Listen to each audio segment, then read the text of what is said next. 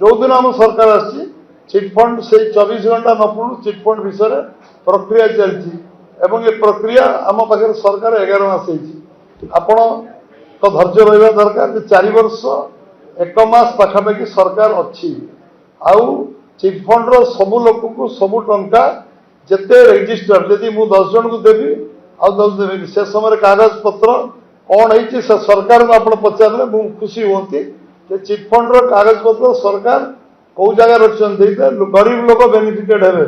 corpus fund declare कले देले ना कमिशन बसैले देले ना आम कागज खोजुचु और सब डिटेल जो दिन आम पाखे एंटायर कागज पत्र उपलब्ध हो से दिन कौन करा पड़ो से तो प्रेस रे मुझे आपण जानवे आम चिटफंड जड़िए लोक वंचित हेनी जे 1000 टंका चिटफंड रखू 500 टंका रखू 5 लक्ष रखू समस्ते सबू टंका पाइबे चिटफंड टंका ए विषय आम आम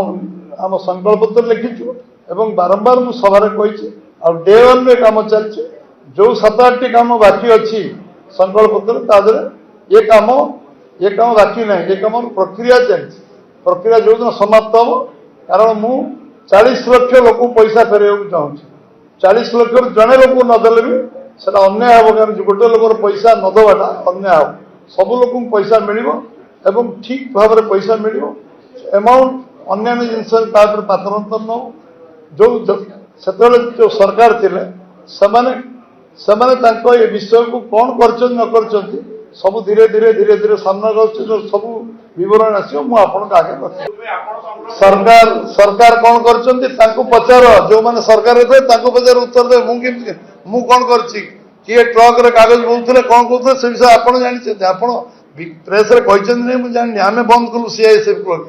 कागज पर ट्रक ट्रक बुआ जिते आम मेजोरिटी पाइलु वोट नहीं नु 12 तारीख